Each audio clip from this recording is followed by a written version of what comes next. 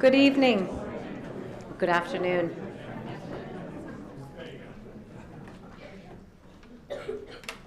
Welcome, everyone. I'm Lisa Oldham, the director here at the library. Thank you all for coming out on what's turned out to be not the nicest afternoon. Where better could you be than here at the library listening to Carol talk to us about her amazing adventures? If you could all please turn your cell phone ringers off. And I'm about to turn everything over to Hazel Hobbs, who convenes the committee that organizes Conversations with Business Leaders every year and does an amazing job finding us incredibly talented people to come and share their experiences with all of us. So without further ado, Hazel.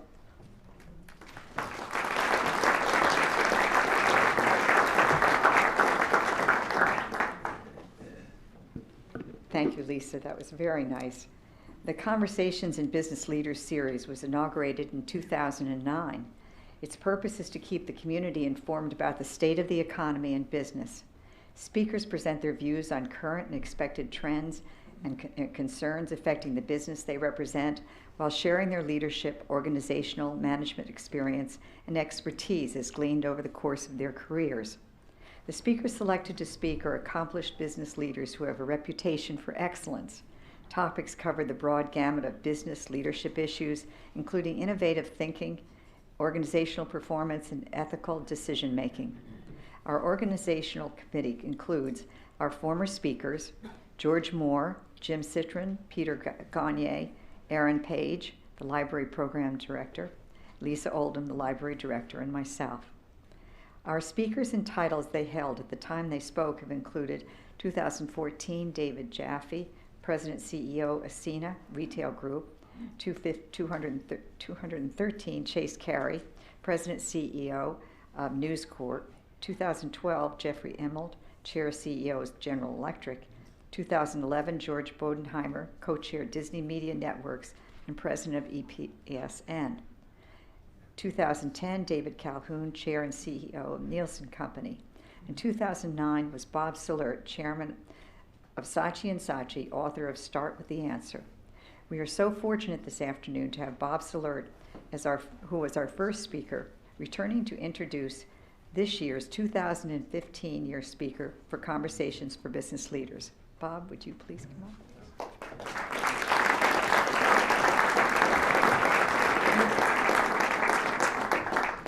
Well, thank you, Hazel. And for me, it's a real privilege to have the opportunity to introduce Carol Loomis. You know, the library has had the committee that Lisa talked about, and historically, we had two primary criteria.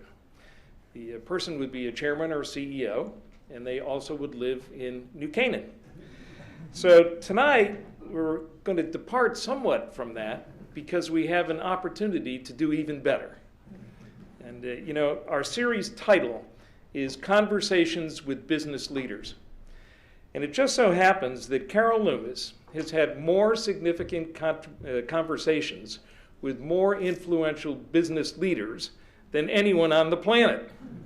So, you know, she may not be a CEO, but she certainly has had conversations with CEOs.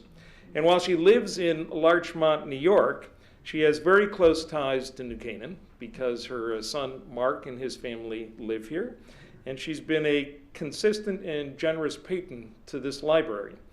So with an extraordinary opportunity in hand, we decided that we would jump on the opportunity to have Carol. Now, I had met Carol during my business career, and of course I had followed her closely in Fortune magazine articles over the years. But in the digital world, when you're asked to do an introduction like this, you immediately go to Google in today's world, the source of all instant knowledge. And there I could read about Carol's extraordinary career with Fortune magazine. Now, I could read about her 28 awards for journalism, including 5 Lifetime Achievement Awards. I could read about how she wrote landmark articles on hedge funds, unlocking the mysteries of derivatives, or warning about a looming series of accounting scandals before they even came to light. And I can also read about how she is personal friends with none other than Warren Buffett and has edited his annual shareholder letter on a pro bono basis for many years. But what impressed me most in everything I read were the descriptors that were used in reference to Carol. Some of them were words like legendary, venerated, greatest, most highly regarded, and smartest. You know, those are very powerful descriptors, and they tell me something that I have known now by meeting Carol and talking about this event, which is that she is truly an extraordinary person, and that we are in for a very special afternoon. Now, when Carol retired from Fortune magazine, the then managing editor referred to her as the longest tenured employee in Fortune's history and arguably the greatest business journalist of our lifetime. So without further ado, Carol, here you go.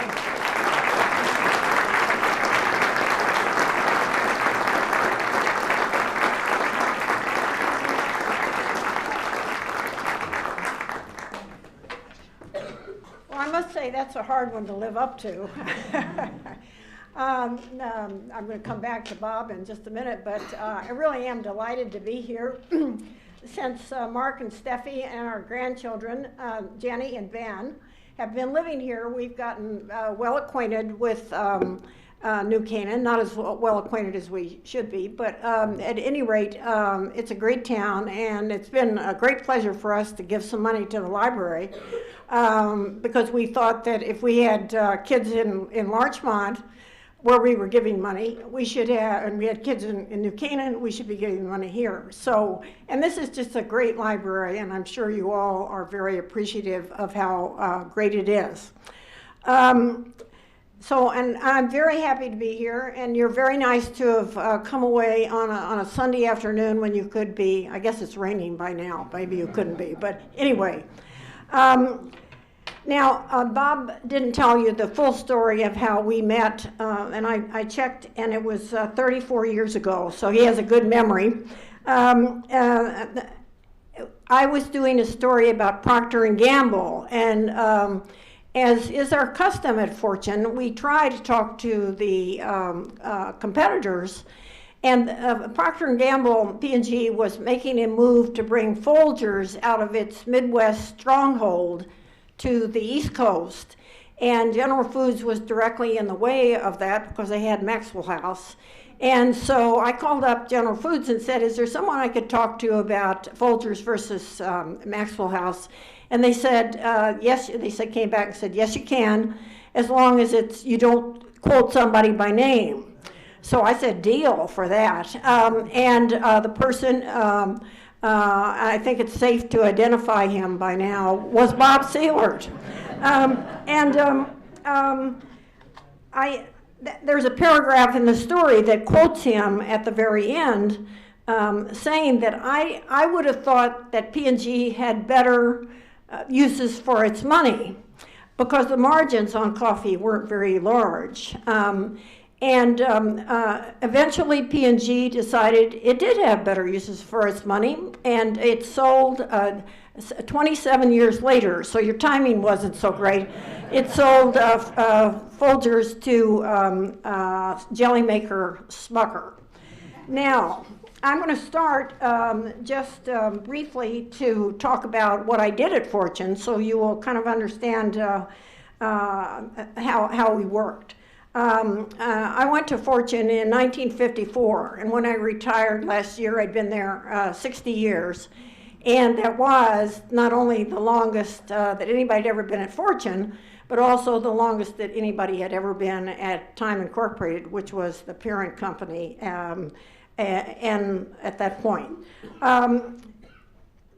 The magazine, I would say at that point, was pretty close to, whoops, did the mic go off? What did I do? I hit something. Mic mute? I don't know, what do you think? Goodness knows. can talk more loudly. Oh, that sounds right. And now, you know, Bob and his committee have decided that conversations with business leaders can take in someone who was a business journalist. So let me go back here to what I did at Fortune. When I went there in 1954, Fortune was just about heaven for any young journalist who had a long attention span. And that described me absolutely. We wrote only long stories, and leaving aside people from the art and photography departments, which were very important, but leaving them aside, the stories were done by 3 people. There was a writer and a reporter, and they worked together, and then there was an editor who would often chime in at quite heavily at some time. All the writers but one were men, and all of the reporters were women. And that was my job. We reporters, there were more than 20 of us, went with the writers to interview businessmen, and men was undeniably the right word for that time. We were responsible for typing up very detailed notes of the interviews and for the ultimate accuracy of what was printed. So sometimes at the end, the writer and the reporter, researcher, we called them at that time, sometimes they'd have very bitter arguments about the accuracy of a fact. Might even have to take them to an editor. Well, I loved my job from the start. I was 24, it was a continual learning experience. Not only because you were interviewing people like IBM's Thomas Watson Jr. or the head of the Panama Canal, and if you did that, you were down in Panama, but you were seeing how the writers, most of all of them with very long experience, did their questioning and got the information they needed. It was a humbling second seat to be in because you didn't see how you could ever get as smart at asking questions as they were, or possibly challenging answers that were weak. And ultimately, I realized I was seeing decades of experience on display, and I began to feel less intimidated. But it didn't make any difference what I felt anyway, because reporters weren't promoted to writers. After all, we were women, and in the Time Incorporated system, Henry Lou's system, women didn't write, men did. And I must say I was not discontented nor offended at all by this system. I was having too much fun on my job. Then in a few years, I was promoted to an administrative position as assistant chief of reporters, and in that job helped manage our brand new Fortune 500. I did okay at that. From the start, financial statements and accounting made a lot of sense to me.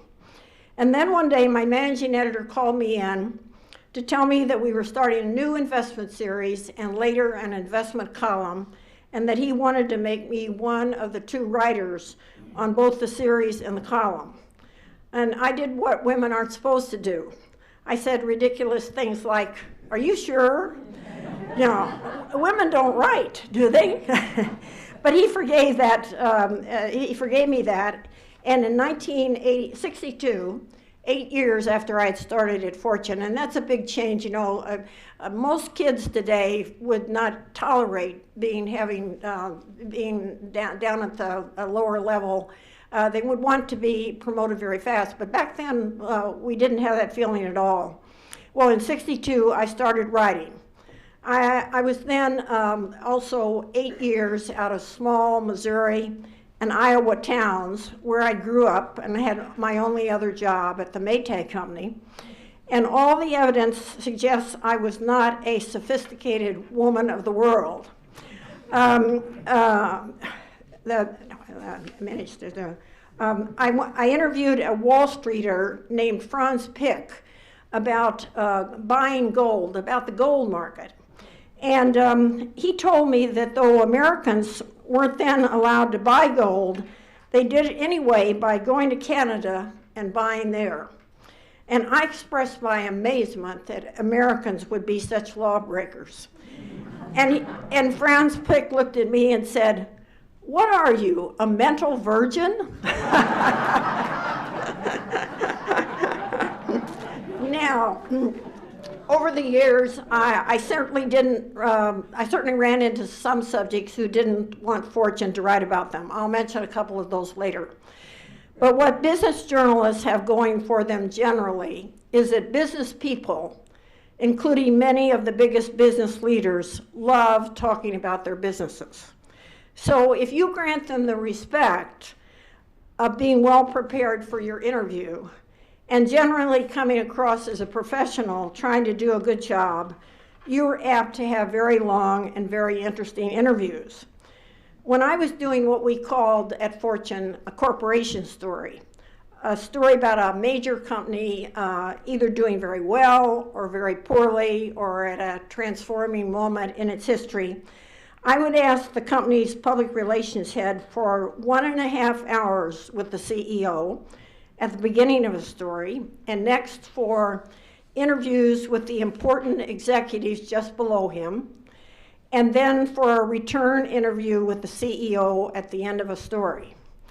So it was Chairman David Rockefeller, for example, I wanted to talk to in 1977 when he was 3 years away from retirement as head of Chase Bank, and the bank was not doing that well, possibly because David was running all over the world being America's foremost international statesman, and perhaps that globetrotting was not turning into such a good thing for the bank.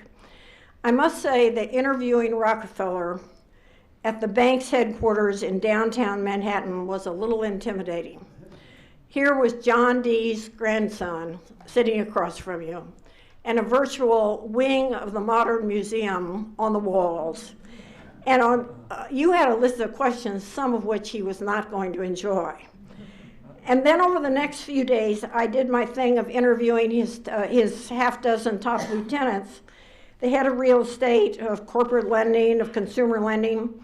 And a couple of people I talked to said that David Rockefeller was indeed a little intimidating for them, a formidable presence when you wanted to make some non-traditional proposal for improving the bank.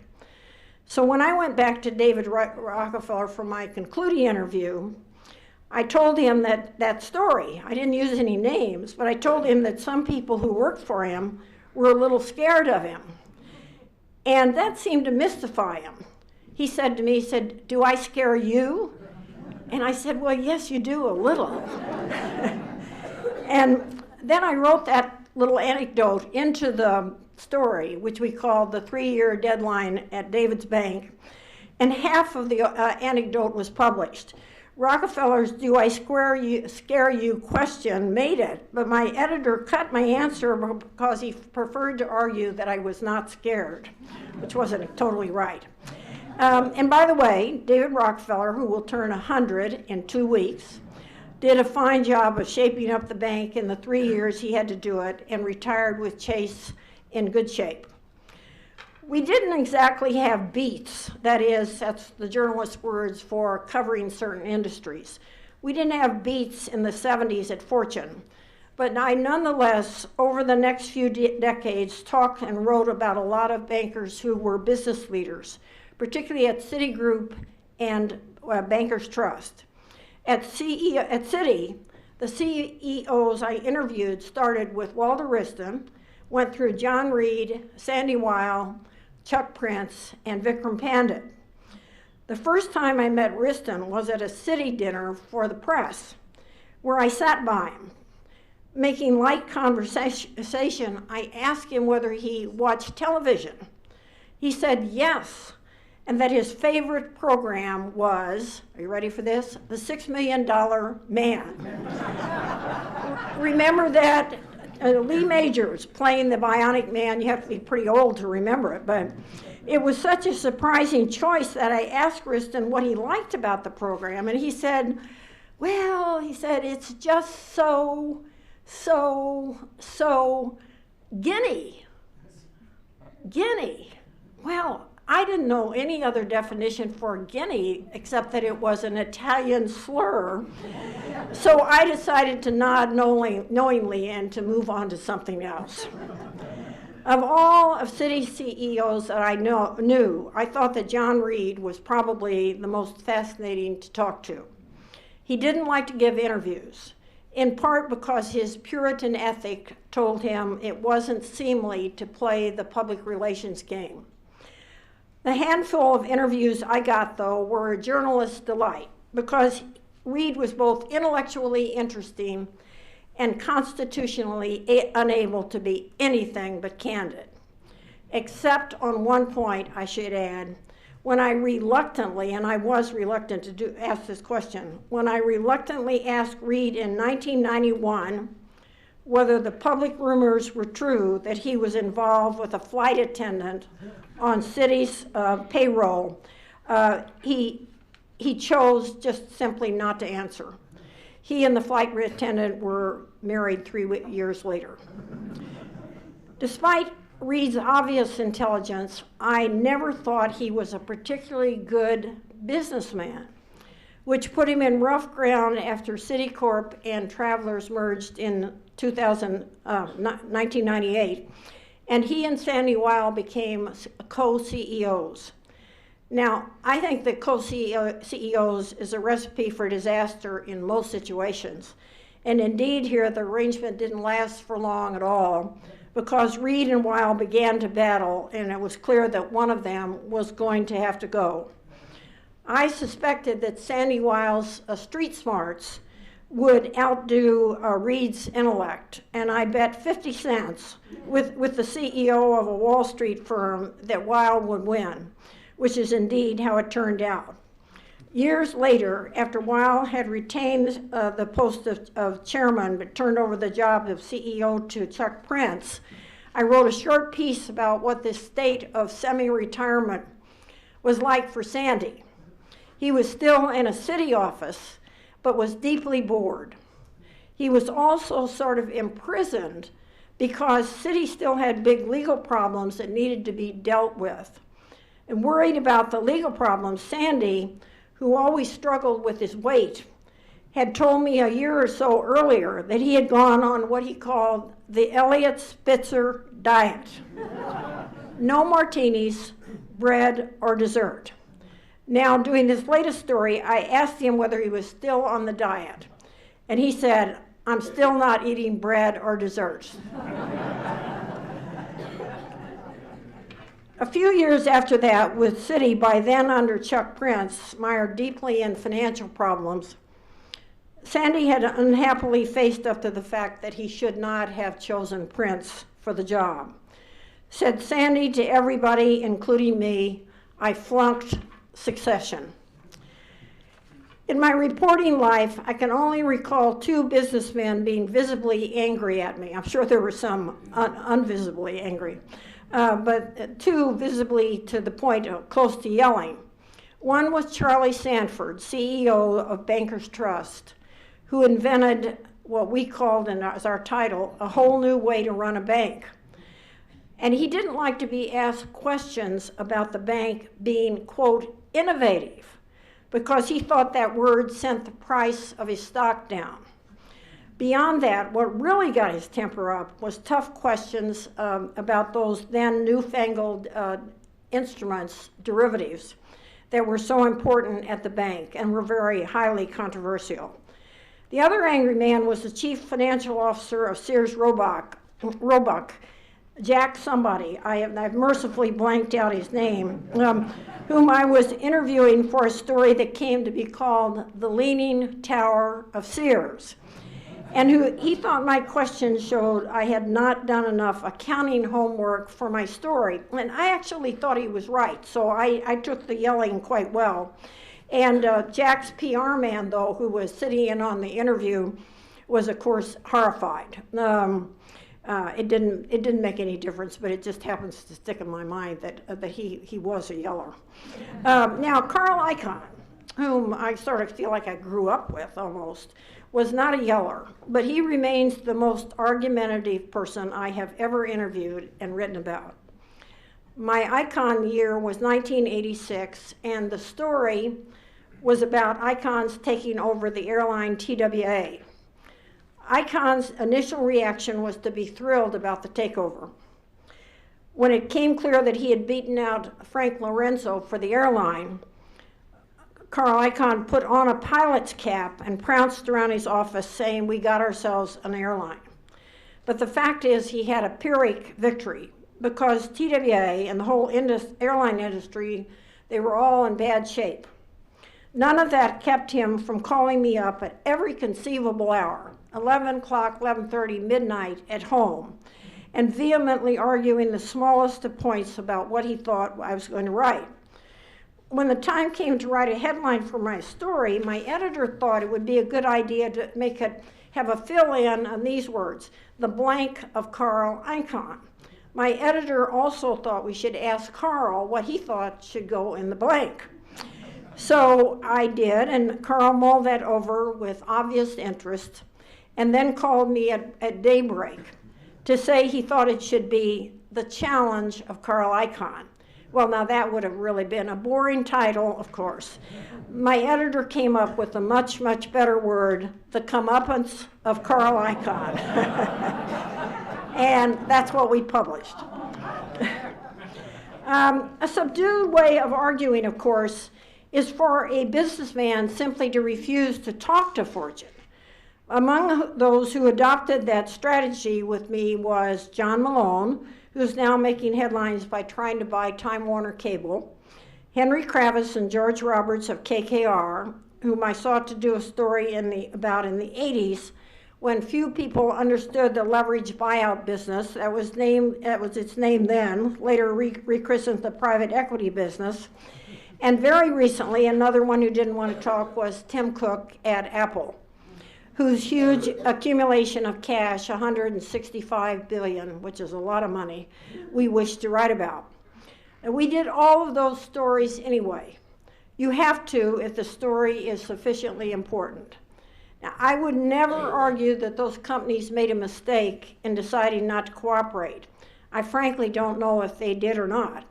But the downside for a company in not cooperating is that the writer has much more time than he or she would usually have to comb the woods for outside and maybe very important sources and for fresh information. And also, the writer has no inside interviews that encourage the writer to build a friendly feeling about the company. In any case, we ended up being very satisfied that we had gone ahead with those stories. Tim Cook, of course, makes me think of his famous predecessor, Steve Jobs. I never interviewed Steve for a story, but our tech writers did. And he was, in general, a holy pain for the managing editors of Fortune to deal with because he was so angrily opinionated about Apple and pretty close to abusive when he would call to tell a managing editor we couldn't possibly say something or the other. My one time of meeting him was in 2007, when he and a team came into Fortune to show us the new product Apple was about to introduce, the iPhone. He had us all pull out our phones and put them on the table. And then he put down iPhones by each one of them. They were a pretty spectacular contrast, as you can imagine. But the conversation at that meeting included other topics, among them the fact that Apple was being investigated by the SEC for backdating stock options, the better to make them pay off for executives. Steve Jobs told us that day that the SEC had cleared Apple of wrongdoing.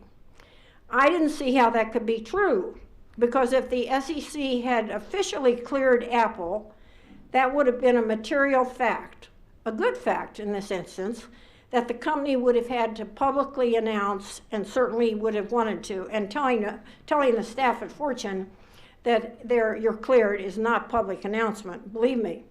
So I challenged what Steve had said. He glowered. Well, the men editors who were there were saying, "What, she's arguing with Carl, with Steve Jobs," he glowered at me and then repeated that the fact was accurate, We'll never know what the absolutely true case was because the SEC didn't subsequently make any kind of public statement about Apple's options, but it never brought any charges either. Another CEO with whom I've had a sort of running argument is Jack Welch, who is of course celebrated, and rightly so in many ways, for his years of running GE. I've always had friendly relations with Jack, and my husband and I are right now residents of the same Florida community, Lost Tree, where he and his wife are, and Chuck Prince also. But I have said in Fortune that, he knows all of this. I said in Fortune that there is one thing that Jack and I do not agree about, and that is the managing and smoothing of earnings that he carried out at GE for most of his long career as CEO. He says I'm wrong. He says, what investor would want to buy a conglomerate like GE unless its earnings are predictable? Neither of us has ever budged from our positions. But at Fortune, I had a certain pulpit for sermonizing about managed earnings or any kind of accounting wrongdoing, and I grabbed at every opportunity to write critically about companies that, in my opinion, misbehaved. So I wrote misbehaving stories, for example, about American Express, Aetna Insurance, and Reynolds Tobacco. At the time I wrote about Reynolds, I was doing interviews on that story. The story was about a misbegotten practice called trade loading or channel stuffing. And my helper on that story was a young reporter. I was the senior member of the two-person team. And Mark Kolodny was this young guy's name. And he noticed as he took notes of our interview with Reynolds CEO Jim Johnston that Johnston was feverishly smoking. So Mark told me after the interview that Johnston, in our 2-hour interview, had smoked 9 cigarettes. Now that was a journalistically irresistible fact, and it naturally made its way into the story. I noticed the other day in a newspaper story that executives in Portugal can be legally charged for ruinous management. Ruinous management. I think we should have that in the United States, as a matter of fact. At any rate, I saw a lot of ruinous management while working for Fortune, some of it my own company. We made the world's worst merger ever when Time Warner bought AOL.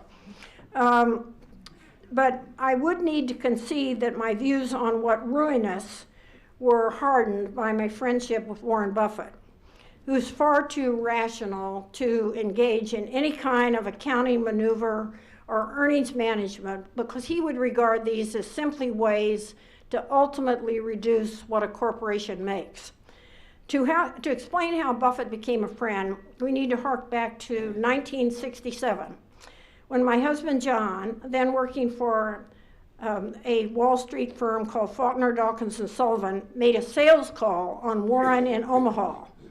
Warren was then very little known outside of Omaha.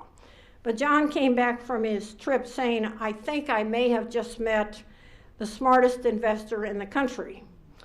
And I feel I may have rolled my eyes, as wives do when their husbands burst into superlatives. But then I met Warren and his late first wife, Susie, when they asked us to have lunch in Manhattan. And I quickly came to think that John was absolutely right. Neither of us have ever changed our mind about Warren being the smartest guy in the country, the investor at least. We have been Berkshire shareholders for more than 40 years, and I've been editor of Warren's annual letter to shareholders pro bono for 38 years. I've also written extensively about him in Fortune, and 2 years ago, and always I've acknowledged that I'm a friend of Warren's, a shareholder and editor of the letter. And 2 years ago, I published a book, Tap Dancing to Work, compiling all of Fortune's big articles about Buffett. Above all, I've learned from Warren through innumerable conversations. You can think of them as mini interviews. about business and investment. In that respect, I have literally been the luckiest business journalist alive. The prime talent that the CEOs of major companies need is an ability to allocate capital, and that is Warren's genius. His brilliance there has allowed him to build Berkshire Hathaway, a gnat when he took it over 50 years ago, into the fourth largest U.S. company, and it is apt to climb another notch or two before he's finished, because I can tell you he is not going to retire, so all the questions about succession are pretty much meaningless. He will be in the history books 100 years from now. Of that I'm now sure. But he has so greatly broadened his influence in the last 10 years that I'm not sure then how he will be identified by historians. I don't know then whether he will be identified primarily as an investor, or as a manager, or as a philanthropist, one who has so far given away about $20 billion with a lot still to go. A historian writing him up 100 years from now might even mention that he won a Pulitzer Prize. That was in the 1960s when he owned a small publication called the Omaha Sun, and it did a big expose of how the administrators of Boys Town were squandering the huge donations coming into the institution.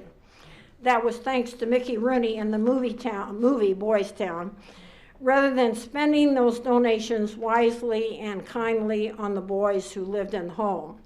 Things changed after that because it became national publicity what was going on with Boys Town. As a finale for my remarks, let me talk briefly about one big business name currently in the political news. And that person is Carly Fiorina, a Republican candidate for president. I got to know Carly well about 10 years ago when my editor called me up while I was on vacation and, sounding a little desperate, asked me to take on a story about what we should definitively think about Carly. The question was particularly relevant for Fortune because 7 years earlier, starting our annual list and our celebrated list of the most powerful women, we had reached down, the people doing the list, I was not in that team, had reached down into the executive ranks of Lucent Technologies and put her, rather flabbergastingly, in the #1 position on the list. In other words, she was an unknown, and we made her famous. Without a doubt, that celebrity got her the job of CEO of Hewlett-Packard a couple years later. Then she made a highly controversial acquisition of computer company Compaq and entered into a number of years where she did not produce sterling results for Hewlett-Packard. So here was my boss on the phone saying, "Tell us what to think about Carly." 2 months later, after 3 interviews with Carly, and many other interviews too, I wrote a story called "Why Carly's Big Bet is Failing," the big bet being her acquisition of Compaq. The Wall Street Journal simultaneously published a downbeat story on her. And 2 weeks later, the HP board fired her. It's impossible to say whether the 2 stories contributed to the firing, but I would think they could not have helped.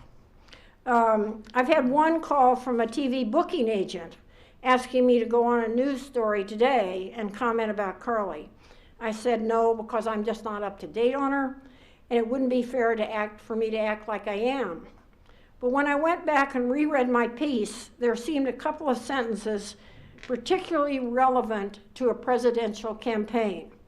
I talked in the piece about her superlative marketing skills and said she was, quote, extraordinarily and amazingly articulate in all settings. Most other CEOs grope at least occasionally for words. She never seems to. But there is a downside to her verbal skills in that what she is saying so fluently sometimes wears thin with people, coming off as short of substance, overly aspirational, and lacking in spontaneity. End of quote. Could Carly get a presidential nomination? I doubt it. My guess is that her goal, her real goal, is a vice presidential nomination. But I suspect that she remains thrilled by every bit of presidential attention she's getting. And let me throw in a separate wild card thought. This has not been in the papers if it ever happens. You can remember you. Could Mike Bloomberg, Mayor Mike, whom I wrote about at 2 different stages of his remarkable history and got to know well, could he emerge from the shadows and make a run at the Republican nomination? I wouldn't quite count that out. I don't really have any inside knowledge, but I think he's got the ambition and he's got the money, and so that is the end of my prepared remarks. I'll be delighted to take any questions, and I think that.